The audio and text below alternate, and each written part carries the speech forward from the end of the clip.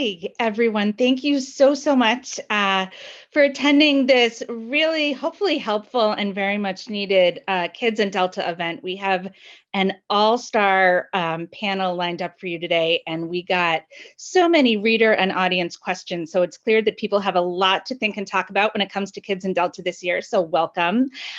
We are joined first by Dr. Vincent Chang from Boston Children's Hospital, who's going to give us a welcome, and then I'm going to go ahead and introduce our panelists. So thank you everybody for joining us. I know some people are still trickling in, but there's a lot of you out there and we hope to address as many questions as we can. So thank you.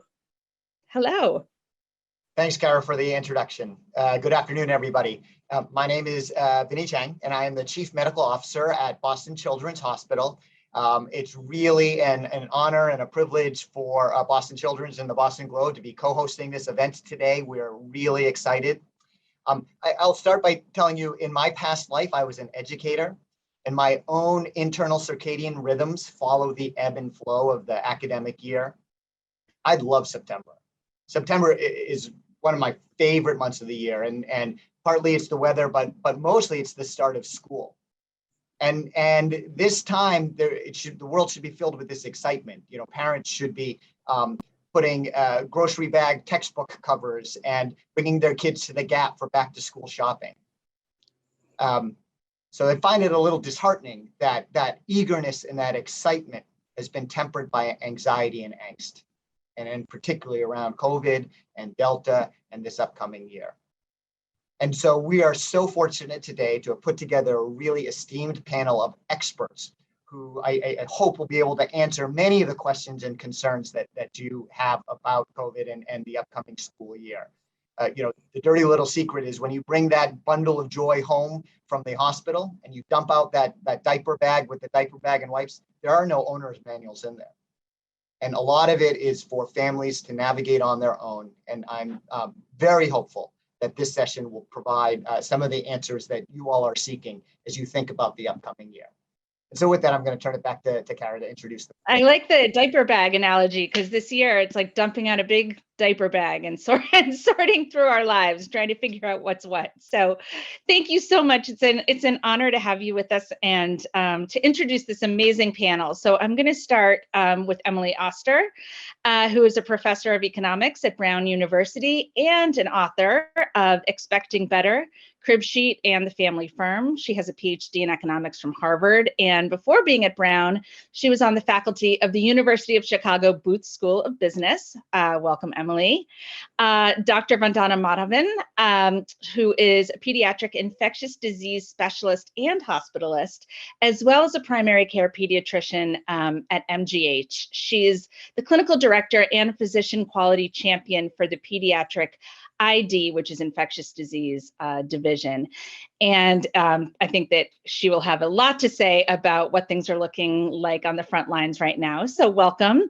And last but certainly not least, Dr. Lisa Fior, who I have had the pleasure of interviewing in the past for various parenting related and education related questions. She is the chair of the education department at Lesley University and the director of the Child Homelessness Initiative. So thank you so much, all of you, for being here. This is just such a wonderful panel, and we'll get as many questions as we can. There's been a lot of them coming in. So let's get started. And, you know, as we go along, I want everybody to feel free to chime in. I'm not going to direct necessarily the questions to each person in case, you know, sometimes I might not. So I think the biggest thing, and this is sort of a riff on a question that I've gotten from a lot of readers, is this year riskier than last year in terms of a return to school because of Delta? I think that there's a little bit of confusion over, you know, you're seeing headlines about Delta being on the rise, about how transmissible it is, about how kids are without a vaccine for, we don't quite know, you know, how much longer we have to wait. And yet we're plunging full steam ahead, whereas last year we were so cautious. How do parents reconcile that? How do they feel safe when this has been going on for so long, and in some cases, a little bit worse perhaps than last year? And anybody can take that, but Emily, I sort of had you in mind maybe as a first volley, and then we can go from there. I'll take the bait. You know, so I think there's a sort of couple of things going on. So one is, I think that relative to last year, the Delta variant is more transmissible, but we have vaccines. So when we came into the school year last year, there was this worry like that there are high risk teachers, and that's, I think that was on many people's minds. We're now in a situation in which that group has been eligible for vaccines for a long time, has very high vaccination rates, particularly in a place like Massachusetts. And so, that means that the risk level of people in schools is much lower than it was before. We know that kids are relatively low risk. I think the other thing that we have realized is the losses associated with not having in-person school are probably much bigger than people had anticipated last year. We knew that would be bad. It's like even worse, I think, than many people expected. And so that sort of benefit side, I think, has pushed the full steam ahead in-person school because it seems really important on those dimensions. And what about from a medical perspective, from your perspective, Dr. Madhavan? Yeah, great. I just want to build on that. We know so much more at this point. I know sometimes it's like, oh my goodness, we are 18 months into this. How much more can we take? But the positive spin is that we have 18 months of knowledge about COVID-19. And so while, yes, the Delta variant is more transmissible, like Emily said, the absolute numbers of cases in children is higher, but that's because the percentage of unvaccinated, people includes a larger, that pool of unvaccinated people includes a larger percentage of children. But if we're looking at the actual impacts, the percentage of children with the Delta variant right now, given that it's, the vast majority of COVID-19 that we're seeing, the percentage of children being hospitalized and needing higher levels of care has not changed. So it's not that kids are at greater risk for complications. They're not greater risk for getting sick enough to need the hospital, but they are more likely to get those, asymptomatic and mild infections because it's more transmissible. At the same time, we're operating at a different point where restrictions have eased. And so unlike last fall, where a lot of families were still like, nope, we're not doing anything outside our bubble, we're really limiting activities. This summer, especially, people have gone on more vacations, they've traveled more, et cetera. And so they're with a more transmissible virus, we at the same time have more points of exposure. And so that's why we're seeing more absolute numbers of cases, but we're not seeing that it's more dangerous. And in that milieu, we've also seen, but weighing the risks and benefits, knowing that it's not more dangerous for kids, we know what works to help kids. And we know that school is absolutely necessary, that we have lost so much in terms of their educational, social, mental, and behavioral development, that they need to be back in school. And thinking about all the different tools that we have, while the younger kids aren't vaccinated, we know about masks, we know about spacing, we know about ventilation, we know so much more about how to keep kids safer. Whenever I counsel families, I really talk about not like how to keep them safe, it's how to keep them safer. We can't keep our kids in any situation in a completely protected bubble. That's absolutely right. And actually it leads into another question that I wanted to ask, is there a way to frame this for parents? Because nobody has dealt with a pandemic, I don't think, in our lifetime, right? And this is a new ballgame for parents. And as parents, we're constantly weighing risks for our kids, but never something this enormous, right? So is there any sort of analogy that we could give to parents when they are trying to frame Delta and risk for themselves? Is there something comparable, right? We don't think twice about putting our kids in the car and driving them to soccer practice, even though there's, car crashes every single day. It's maybe not the best analogy, but we're always weighing risks for our kids. How can people think about Delta and risk in terms of children in a way that might be a little bit more relatable than simply browsing the headlines and either getting absolutely terrified or being so burnt out that you can't think about it anymore? Is there something comparable? Anybody can take this. Emily, Lisa, Dr. I don't care. What would you liken this to? I think that I think this is hard because, you can sort of put this aside, like, so what is the serious illness risk relative to the flu or relative to RSV or relative to sort of something else that we have more of a sense of. And I think a lot of us have tried to do that. But when you get into sort of trying to convey small probabilities, I think partly that is not a space that people are very good at. It's like you can kind of, I mean, the best we can do is say, well, you were already interacting normally in the flu season, here's how this would compare to flu. And I think that's helpful sometimes, but particularly in a world in which this risk is so salient to people, it's so much in your face all the time, it's hard to when you hear, 1 in 200 or 1 in 1,000 or what is it? Well, it's not zero. And I What does think that really mean? Right. what does Right. that really mean? I don't know. It seems small, but it's not zero. And I think that's just very, that kind of probability understanding is just really hard.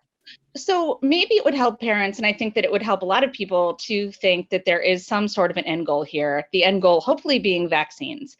We've gotten a lot of mixed messages about when vaccines will happen. Could anybody offer insight about what that best guess is looking like now and what is taking so long? That's probably the biggest question I got from parents. What is the holdup? Why aren't we vaccinating our kids, and when is it going to happen? I can start talking about that.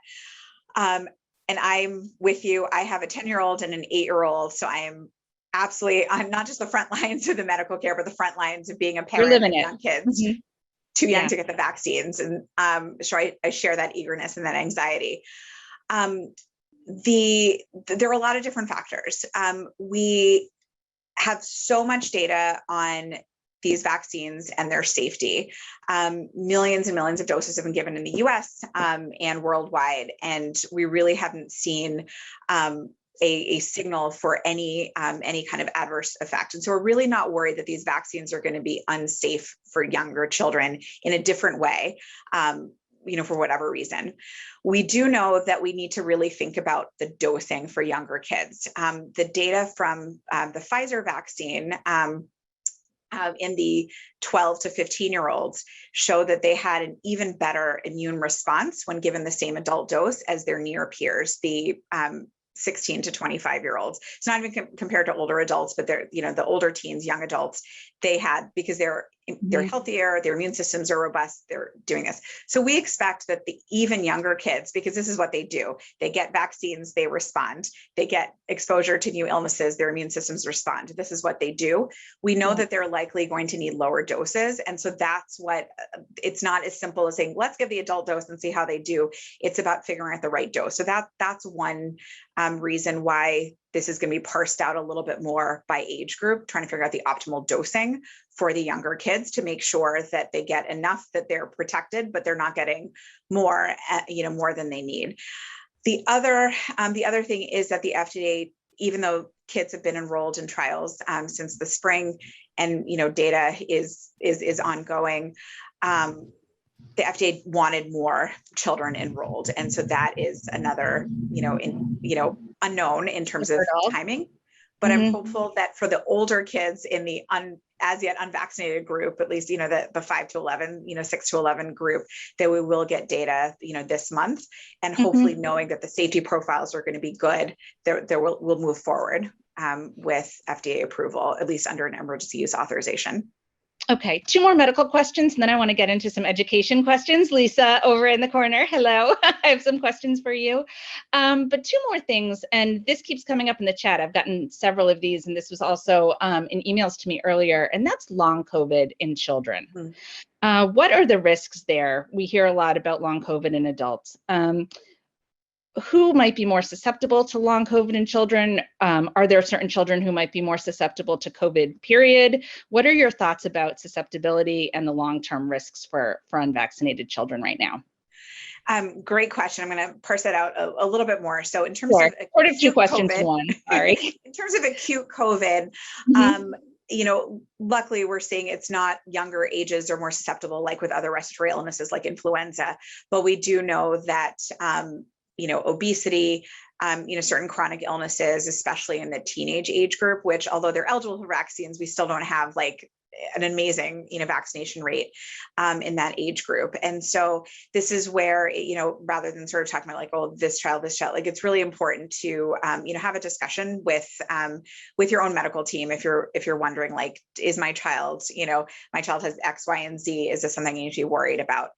But while we're seeing that the kids who have complications from acute COVID and needing hospitalization are the ones, at higher risk because of obesity or, uncontrolled diabetes, underlying, heart and lung disease, theoretically, any child with, mild, symptoms could develop longer COVID symptoms.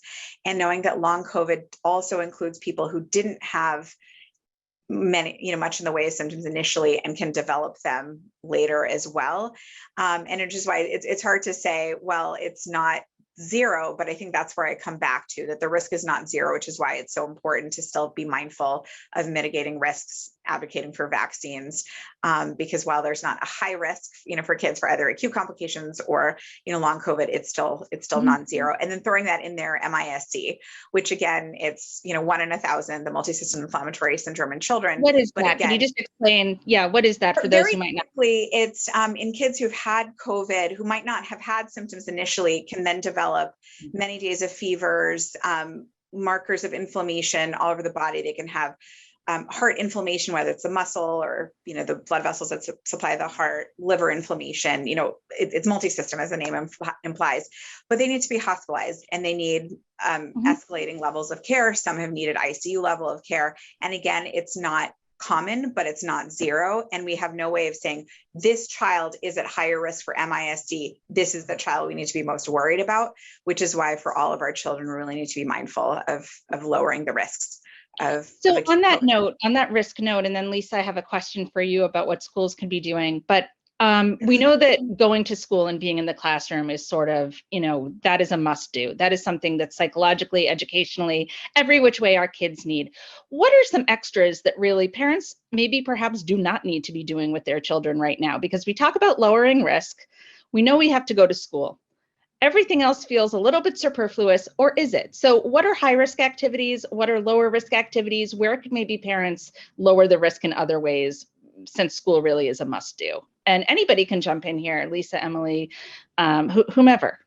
So Happy to hear your thoughts. So I think the most important thing to say is that the best way to protect our kids is for the parents, the adults in the household, to be vaccinated. And so like thing number one, like where are a lot of kids getting COVID? A lot of kids are getting COVID from their parents and from like household contacts. And I think that's, keeping that in mind as like if you are vaccinated as parents who are already doing a lot to protect your kids, I think that's important. On these other things, I think we sometimes have a tendency to say, well, that extracurricular is not that important, or, and people are going to need to decide where they are in here. But I think we want to be a little bit careful about not conveying that that some things are important. Things can be important to different people. Soccer may be like the most important thing to your kid, and I think it's like we want. I'm wary a little bit of the idea of shaming people for doing things outside of school, as if somehow like that's not a reasonable risk profile. If you are a fully vaccinated adult household with only unvaccinated smaller kids, your risk is low. If you're in Massachusetts, it's low. It's not zero, but it's low. And I think that it would be very reasonable to do a bunch of extracurriculars and to do some other stuff if that's the things that are important to your family. So people are going to come down. It's going to be a very individual choice. I think that sometimes we're veering a little bit into like, kind of nobody can do any of those things, and let's make sure that we never do anything without recognizing that we are the vaccination is kind of going to be the way out. Right. What about though, I get a lot of questions about, for instance, traveling right now. And there was a parent who emailed me and said, my child was just with a child who went to Disney World in Florida, or, my older parents want to eat indoors with my child at a restaurant. Are there certain things that really, maybe they're not important psychologically, but they're just extras maybe in life that might be nice? Is there anything there that just might be too risky right now? And maybe Dr. Madhavan, you can tell me, would you eat inside with your child in a restaurant right now? Would you go on a plane with your child right now? Sorry to put you on the spot, but I think people absolutely know, it's like what. And I'll say no. And again, I come back to what's safer. And so absolutely, like we've done road trips to visit, both sets of parents, because it's important for us to see our parents, for them to see their grandparents. Right. So we've done that. We haven't gone in a plane, and we're not worried about the plane itself, but it's the touch points. It's the time in the airport, the more possible exposures to other people who aren't vaccinated, like my husband and myself, who aren't, vaccinated like their grandparents, et cetera. When we've gone to visit them, we've done outdoor parks, the beach, et cetera. Like we chose specifically go indoors to the Udvar Hazy Center, the Air and Space Satellite Museum outside DC. It's an extremely large hangar, masks, everyone was wearing masks. It was timed entry, et cetera. So it's, again, thinking about safer. Like, we decided not to go to any of the museums on the mall. We couldn't get spaces, but also smaller spaces, et cetera. So it's all about like the risk benefits, knowing that, we wanted to maintain, like, the why was important. We wanted to maintain relationships. And so coming back to the extracurriculars, like thinking about like, how important is this activity, to a family? Can we find a way to make it safer? We all, if people wanted to gather, we ended up not eating at restaurants, based on, people's level of comfort. I have eaten at restaurants, but outside, or one time inside at a very ridiculous time where no one else is in there. I haven't taken my kids, for example. But again, it comes down to a personal choice. Sure. We've really prioritized that because, again, my husband's also a pediatrician. We're all, seeing patients. We have a lot more touch points. We can't stay at home. We have to have more contacts. And so we're trying to minimize our other potential contacts. But it depends. If there's travel that requires air travel to see grandparents who are sick or you haven't seen in 5 years, very different calculus there. Right. Last thing about grandparents, and then I have a question about schools and vaccines, Lisa. Are grandparents' immunities on the wane because they got their vaccinations earlier on? Should we be a little more cautious about those older people now and our kids interacting with them? Again, like, individual cases are going to vary. Certainly, older adults who have underlying suppressive conditions, who got, doses earlier, certainly, thinking about it as well. I mean, I will say, like, in our, extended family, my husband and I were the ones who got vaccinated first. So we're winning, even earlier. So certainly being mindful of that as well. And again, not to, like, again, thinking about it, like, how could we make this interaction that's absolutely essential to see grandparents safer, and thinking about what activities you're going to do and who's going to be there as well.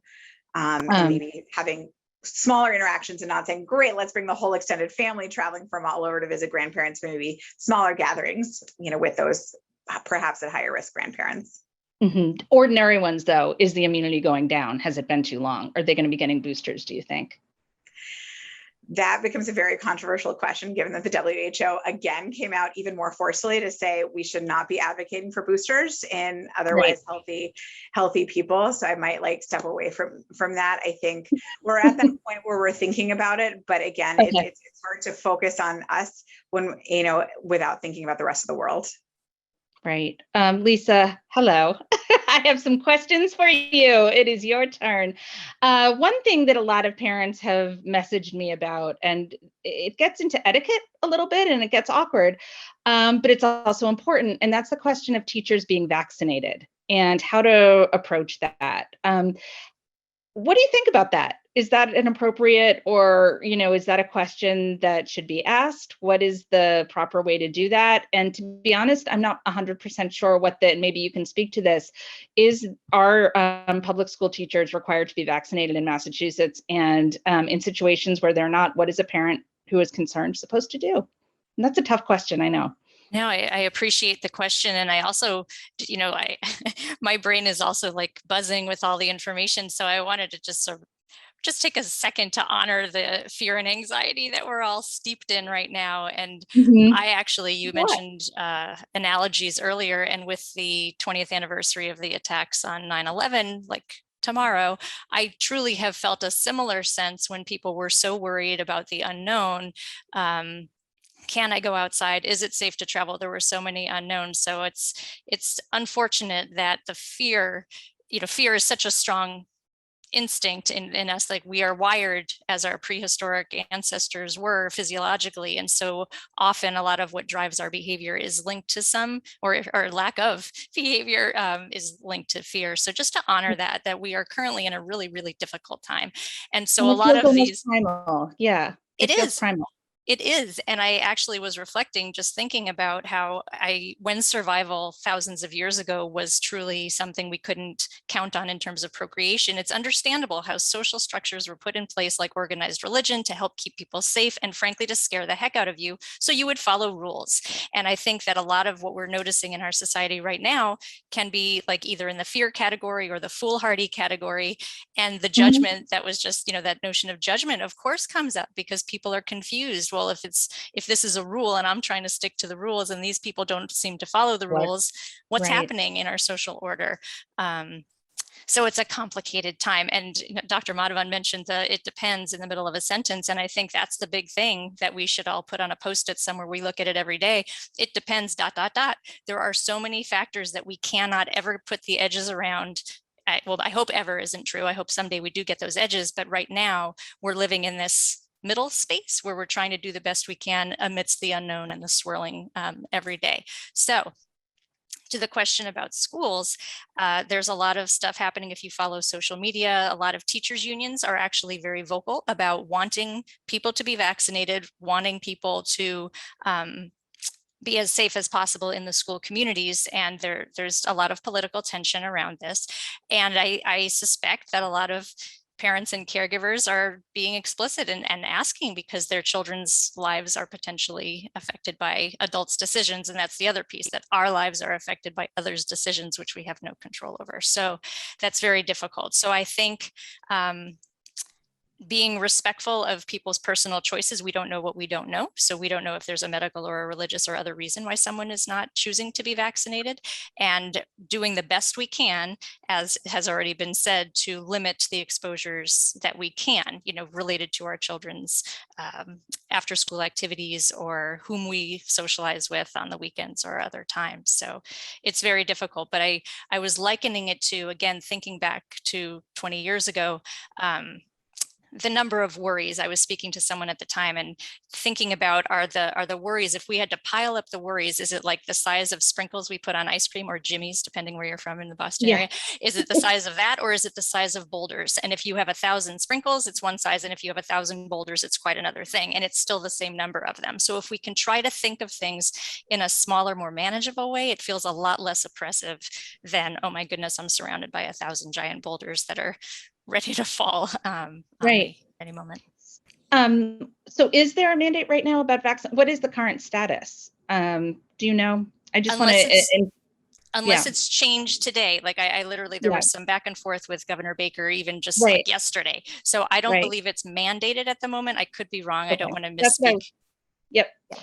And I think it's a district by district decision. So that's what I thought. And so amid that backdrop of uncertainty and it depends and anxiety, I don't think that anybody has all of the answers about this. We're just muddling through. How do we stay resilient for the sake of our children who might be, my 5th grader is old enough to know that COVID is serious and it's scary. And kids talk about it at school. And in some ways they're totally carefree. And it's like, this is a whole other, just one more school year.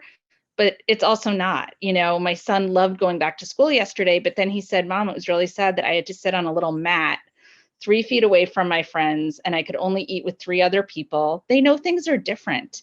And so how do we navigate that with our children? And how, I don't want to say damaged, that's not the right word, but how shaped do you think they are going to be by this experience educationally, psychologically, Lisa, in the long term? And what as parents can we do to sort of shepherd them along when we're just in the middle of it ourselves?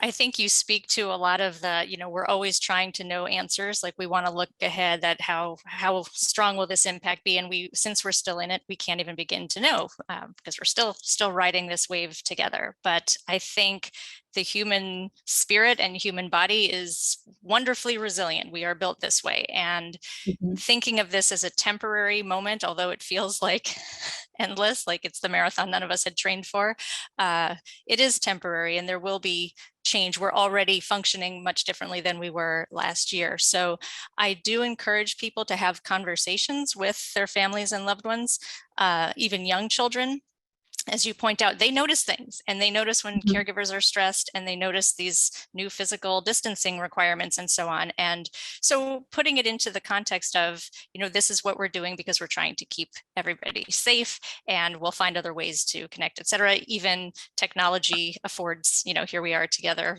hundreds of people sharing this exchange. It's not the same. It's not as wonderful necessarily, but we're doing the best we can for now. And I think parents a lot of times are concerned that they don't want to show their concern to their children, like they have to be rocks, they cannot express their worry. But Mhm. I think it's really healthy and appropriate to say, I'm feeling really sad, I'm so tired of wearing this mask, or I wish I didn't have to this. And in a reasonable way, of course, but children do understand. And if we don't expect them to be perfect and hold it all by themselves, we're opening that opportunity for the exchange about sharing feelings and fears, and that feeling seen and heard and valued is priceless. So Kind I'm of gonna on that kind note, actually. Oh, sorry, go ahead. Don't I want was to just going to interrupt. build on that and really that conversation. It's not like a one time, okay, this is what we're doing, because obviously information is evolving, and kids like structure, they like routine and benefit from that, and having conversations and, okay, remember when we went on vacation, we did things a little differently. So now, right now, we're doing things a little differently. So this is going to be our schedule. We're going to drop you off here at this point. We're not going to walk you into the school, whatever. Role playing can be really helpful to, especially the little kids, to say, okay, let's pretend you're walking into the school. Well, let's practice. Like, how are you going to, where are you going to stand? What are you going to do, et cetera? Really helping them, talk through this, and really emphasizing again that we're all in this together, that you're also learning new things, and this is new for you as well, that you might not have answers, but you will do your best to learn as well and teach them. What should parents be expecting from school in terms of keeping their children safe, in terms of being transparent about contact tracing if children were in close contact with somebody who has COVID? I know when my kid gets lice, right? You come home, there's like a big pink worksheet in the backpack, and it's like, oh my God, burn the pillowcases. COVID seems a little murkier, or what are schools going to be doing? What should parents expect going into this year in terms of testing, in terms of mask distribution, in terms of being transparent about who in the class might have COVID and who needs to stay home in quarantine, in terms of, being more perhaps open about teacher vaccinations and who's vaccinated and who's not? It feels like there's a big question mark and perhaps a little bit of reluctance, or there's an aura of somewhat of secrecy, I guess, or of unknowns about dealing with this and confronting this in a way that perhaps getting the flu or getting lice just isn't dealt with. You know that you have to go to school, get a vaccine for the flu, and that's a done deal. Why is there sort of this murkiness around something that is so serious and scary for parents in schools, Lisa? What do you think accounts for that? So I'll start, and then others can chime in if they're Yeah. like the And this is medical a big, I pieces. keep getting these questions. It's like, No, it's it's great. clearly hitting home for people. It's So great. And I think because of the social, the social and the science, the physical and the social, whatever, I'm trying to find the right words, are so intertwined here that in terms of confidentiality, my opinion is that it's not done to hide or provide misinformation to anybody, but it's out of respect for people who, no one wants someone to be shunned or targeted because of a diagnosis that, again, might not even be due to anything, wrong, again, judgment that they have done. So it's protecting people's privacy as appropriate and ethical, in the broadest sense. And therefore the unknowns then, you're not sure. So in terms of what you can expect from schools, and I know culture by culture, school district by school district, it will vary how people communicate.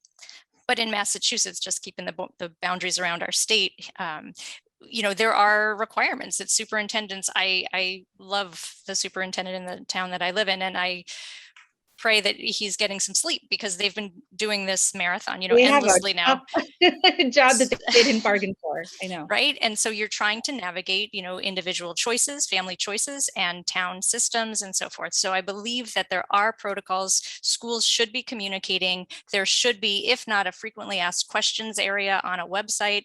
If you don't see it, contact the office at your child's school and ask, where can I find the most up-to-date information? But there should be regular communications recommendations coming out from at least the principal, if not the superintendent, and school health staff as well, because everyone has a right to know what they can know, but they don't necessarily have a right to know other people's, private health related business. So, question about, this is something that is kind of interesting because we often hear about the risks of indoor dining, right? And outdoor is safer. A lot of parents are worried about their kids eating in a cafeteria. Especially in New England, it gets cold in the winter. What are the risks there? It seems like, we're trying so hard to keep them safe in the classroom, space, distance, mask. Then they go into a cafeteria and it's like, what's the point? Or all bets off here. So could anybody speak to that? Can I just say, I think, on the one hand, we know that like sort of being unmasked and eating is a sort of generally higher risk activity. But I think it's also important to say that, schools throughout much of the country were open full-time in person last year, including in places like North Dakota in the winter when the case rates were at, 400 and 100,000 and the kids were eating in the classroom. And we saw very, very, very limited spread in schools, even in those settings. And when schools were open in the UK during the Delta wave, we still didn't see very much spread in schools, even though kids were unmasked all the time. Not just in this younger kids were unmasked all the time, not just in the eating situation. So I think, on the one hand, like if you had to rank, like if there's going to be a spread in school, do we think it's more likely to be in the classroom or the cafeteria? It's going to be more likely to be in the cafeteria. On the other hand, based on all the other stuff we know about spread in schools, those numbers are both really, really small. And so I think that's probably the most reassuring thing to say is like, yeah, maybe it's a little bit higher, but it's small on both of those numbers. And just to build on that, like we know, again, with now many, many, many months of data in schools, both here in the US and elsewhere, kids aren't really transmitting to other kids. Kids are, getting it from adults. And so, yes, like spacing is going to be safer than, having them, the old seating configurations. Being outside is safer than inside. Having windows open is better than having, windows closed. But, that said, kids, when we look at school cases, it was the staff members. It wasn't, the kids getting infected in school. So it's really, when we're talking about just kids who are surrounded by vaccinated staff members, Right. That's the other layer. So it's all about the different types of protection that we're doing. Do you think that Delta changes the game at all? I mean, I think that's why I noted the facts about the UK. I mean, it is more transmissible. We have seen, from places outside the US, we've seen this in the context of Right. as well. What is sort of the end game here? I mean, how it feels like we kind of saw a glimpse, light at the end of the tunnel in maybe June, July, and then, there was the big cluster in Provincetown. And from there, it seems like things just started to maybe spiral a little bit again, and people started to lose a little bit of hope. What's the end game here? Once kids get vaccinated, what now? Are we living with just a new normal, or is Delta sort of going to, or is COVID in general going to fizzle out and become something like the flu? Obviously, nobody has a crystal ball, but we'd like to feel like we have reason to hopefully be optimistic. But is that worth hoping for? Dr. Madhavan, maybe you can give us hope or ruin our day. I don't know. Ultimately, our prediction is that this will become another coronavirus, that's circulating, becomes endemic, not epidemic, and that most people have some measure of protection so that it circulates. People might get colds, but it's not going to be a boom, boom, boom, spreading like wildfire to a lot of people who are completely susceptible. But knowing that it's going to take time and our perhaps not as rapid, while yes, I think we should give ourselves a pat on our back that overall Massachusetts, is doing well. New England is also doing really well. Even within New England, we have pockets in certain communities that are less vaccinated.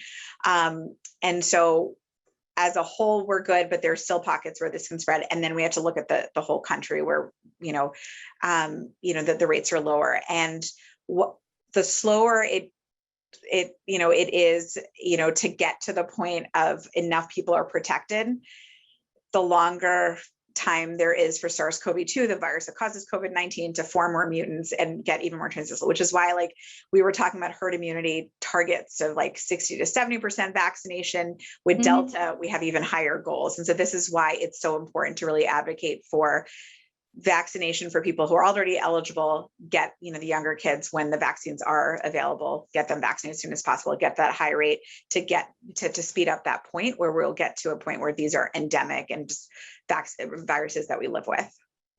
I think, let me just pull on one thing about what you said, which is viruses that we live with, which is, I think that, to some extent, there's a little piece of like, we're waiting for COVID zero. And I think there is going to be a point at which we realize like COVID zero is not arriving. It's not arriving in our lifetime. Like, we're not going to have no COVID. And it is going to be something we're going to have to learn to live with. And I think there's actually a pretty significant like emotional step that many of us are going to have to take in recognizing like, it's not like I'm not thinking about this, or I've never, like, it never occurs to me, or I don't, but yet I'm going to need to be able to move forward and having my like making sort of normal choices without this being the thing that I think about all the time, the way we do with something like the flu. And I think that that's going to be a hard transition for many people. One thing that a lot of people have asked me, and I think that it's because we do hear so much about Delta being a slightly different beast, and it is maybe more transmissible, and schools are trying to do more outdoors, of course. Is outdoors the way to go as much as possible, or is it so transmissible that even outdoors doesn't really address the risk that COVID brings with it? Or is outdoors still better? Or is it safe, I guess? We kind of feel like we have this aura of protection, right, when we're doing things outside. I know that my kids can play at recess, right, unmasked with other cohorts. Should parents kind of feel good about that? If their kids are outside unmasked, they're okay. Is it really the indoor transmission that we're more focused on? And Dr. Madhavan, you can jump in there. Yeah, no, absolutely. We know, and again, with all this data, outdoors is definitely safer. Certainly, do I want them like crowded into this outdoor music festival? Like soccer or basketball or something like that. Soccer, absolutely. Like, Yeah. And not just like recess, but those organized activities. Exactly. We know how to make those safer, and absolutely outdoors, outdoors is good. So Delta doesn't change the game that they were missing, just the feeling that like, we had to stay indoors, and somehow outdoors was also this scary space. Like, let's make outdoors a fun place for children, as it should be. And that's okay. Okay. Yes. What are some things that I'm going to go in, just kind of, there's a lot of reader questions popping up in the Q&A, but I want to give each of you a chance to go just one by one. What is not being talked about enough? Like, what in your mind, if we're just being candid here, let's be honest, what do you think parents are too fixated on when they think about COVID and Delta and kids?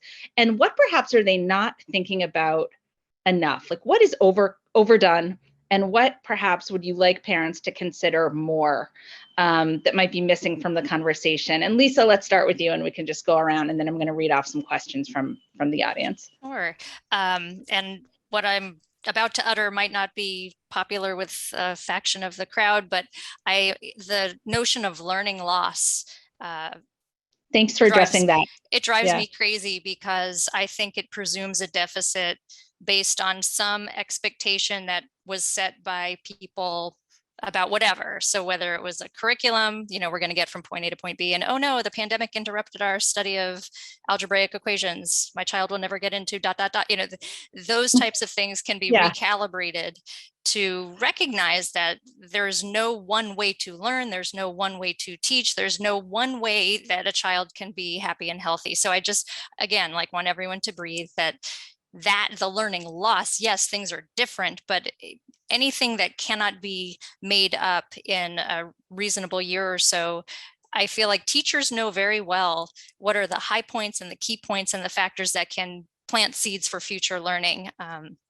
And as my daughter just got her statistics first day of school yesterday, she opened her statistics thing and went, "What is that?" And I'm like, "I don't know. It's some statistical equation that you'll learn and know how to apply." But it's the type of thing that I think people don't need to worry so much about what was lost and focus on the strengths in the moment. So again, this might fall on people's ears like, really?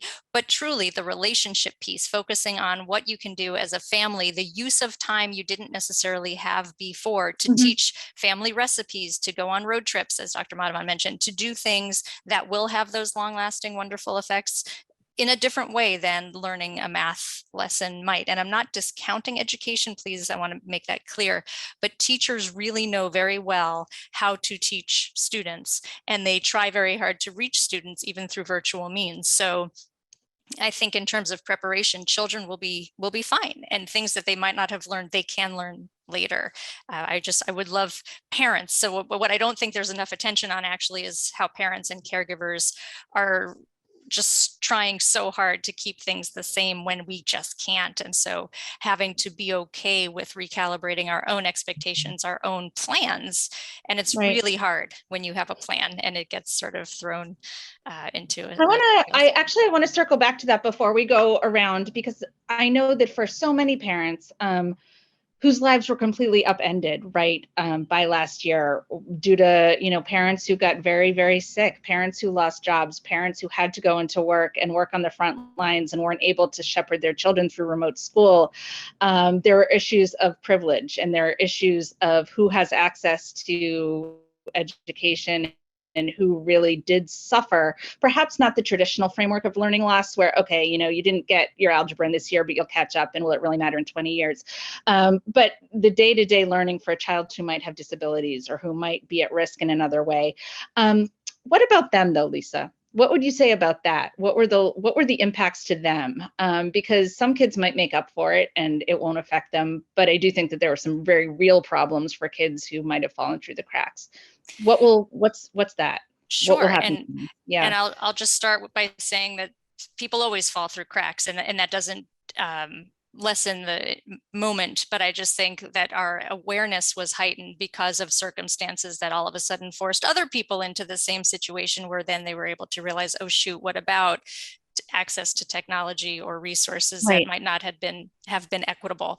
So the good news is that for some children who might be considered at risk for a bunch of different factors, this experience with online learning or smaller groups, like we had words like pods and bubbles, it actually worked better for some students. So that's heartening news.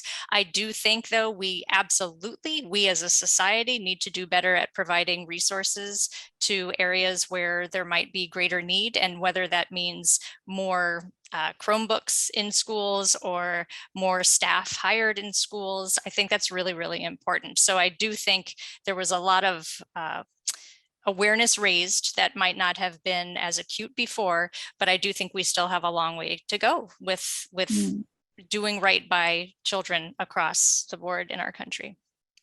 Emily, what would you say to my earlier question? What are we thinking about too much, and what are we thinking about perhaps not enough? What do you wish more people were talking about? I mean, I in some ways I have almost the opposite. So I mean, I think that that we are as sort of I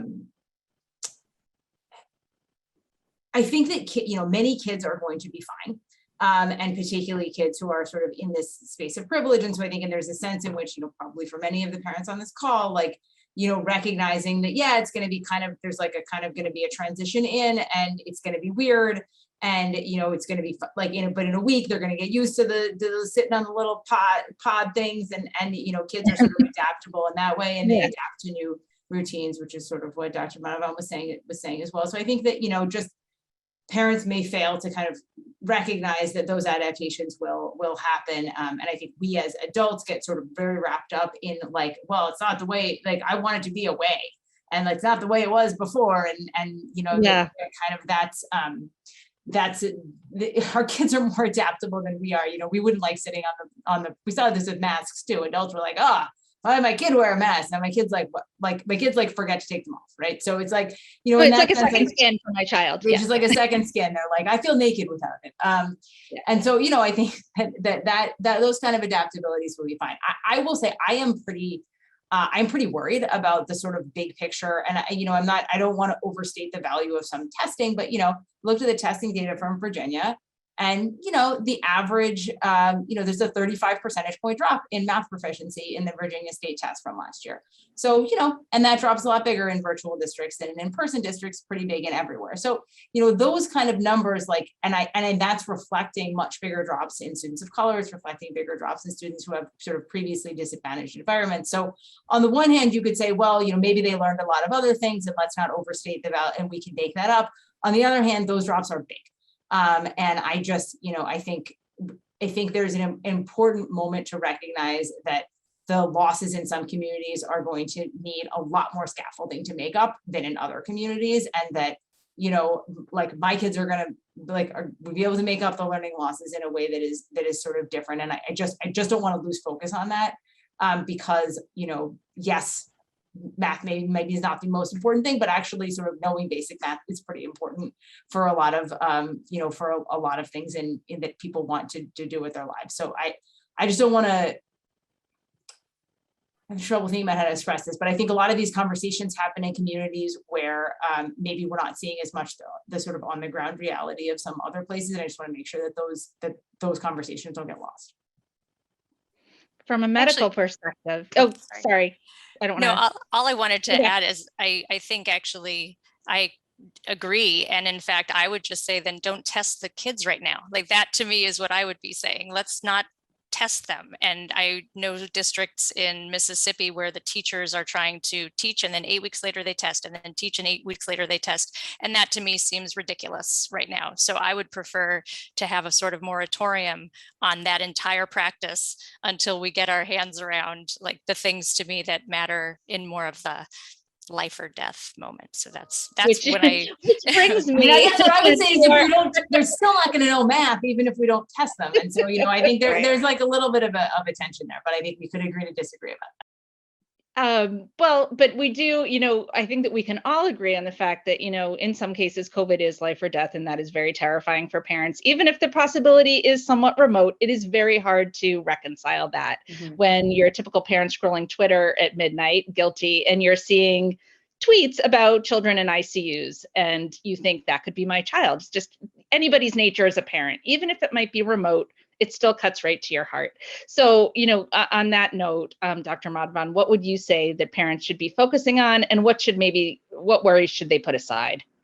Yeah, no, great question. I just want to just reiterate again how much the pandemic has highlighted disparities and equity, whether it's access to healthcare, access to, you know, broadband Wi-Fi, to access virtual healthcare, you know, schooling, et cetera. And so I just really want to highlight, like, you know, it has laid bare so many of these stark disparities, and hopefully we will be able to do better. And, you know, we're, you know, having identified these problems, move forward, because, you know, we're, you know, the rates of childhood obesity have increased, you know, mental health, you know, disorders. You bring up some good points. There's all these other physical problems that are going on all around us that have nothing to do with worsened because of the pandemic. And so I think like thinking about, you know, like focusing, yes, we need to think about COVID, but also just think about how else, like, what have we learned about what kids do well and how we haven't been serving kids as well, whether it's educationally, you know,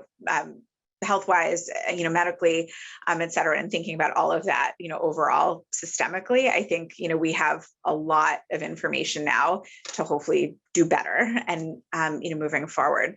But coming back to, you know, what parents should think about, I, you know, want to reiterate, you know, what I was talking about, that there's a lot of attention. Yes, the kid in the ICU gets a lot of attention, but we have to think about the absolute, you know, numbers. And yes, the absolute numbers are, you know, increasing slightly because, you know, are increasing because of, you know, the numbers, and they're more likely to be unvaccinated. We have a more transmissible variant, et cetera, but still they're not at greater risk if, you know, if they're surrounded by vaccinated adults, if we're thinking about masking and distancing appropriately and avoiding the highest risk, you know, situations.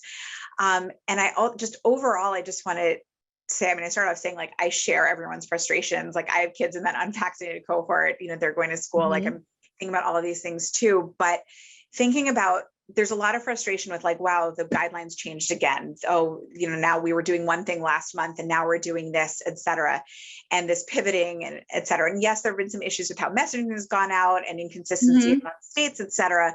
But I also just want to come back to the fact that no one had heard of this virus 2 years ago. And we have learned so much. The learning curve has been so steep, and the pivoting and the changing of guidelines has been because we've had more information. And that's a good thing. We've been able to develop vaccines. We've been able to say, well, we don't have to worry about, we don't have to wipe down groceries and quarantine the mail. Remember but we that? need to worry about this, like Those were dark times. so much. I mean, think about how much we've been able to advance in, 18 months of a pandemic. I mean, think about like the first 2 years that, tuberculosis or varicella was like affecting humans, millennia ago. Like, no, we weren't at this point, but we have advanced so much. And so, yes, it's super tiring and frustrating to always be like, no, what are we doing now? What are we doing now? But it's because we're learning about a brand new virus, and that's okay. And what we do know, we can keep doing, wearing the masks, like thinking about the safer activities for our children, getting everyone vaccinated, encouraging other people to get vaccinated if you have family members or others who aren't, to move forward to that point where we can get to the point where like, okay, it's no longer a pandemic. This is something we live with. We have to think about it, but in ways we think about flu or RSV, like Emily had mentioned before, we can get there. Do kids need KN94? I always get it. I like N95, KN94. It's all these letters, numbers. Do they need those masks, or could they do the 3-ply? Go to Old Navy and do that, or do they need the big industrial strength mask? I will say, like, our kids wear cloth masks. You also have to think about what kids will wear. The best mask in the world, if they're not going to wear it or only going to wear it for a few minutes, is not going to be helpful. Thinking about surgical masks, even, they're more likely to get degraded. Surgical masks aren't, designed to be worn for like extended periods of time.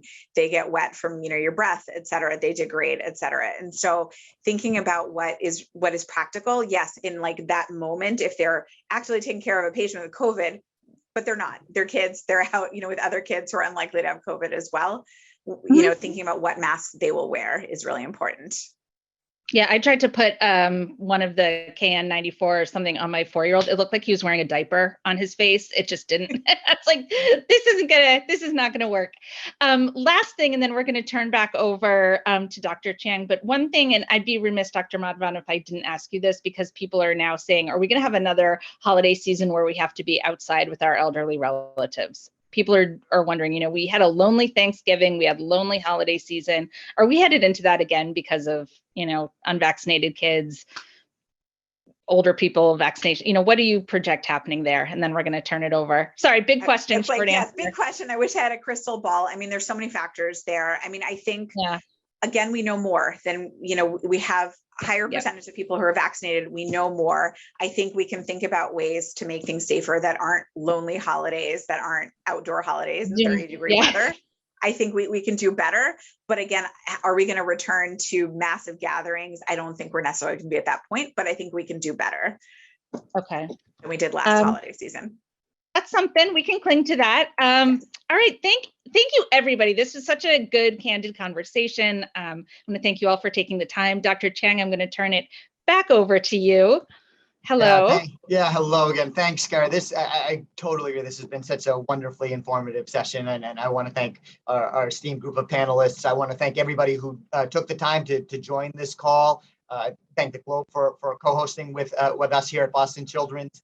The session was recorded, and there will be a link. So for people who want to see this again or pass this on to friends or family, it will be available. I will also just take 20 seconds to say that we at Boston Children's have a ton of information on our COVID website. So anybody who wants to go to bostonchildrens.org/COVID-19, there's a ton of information there.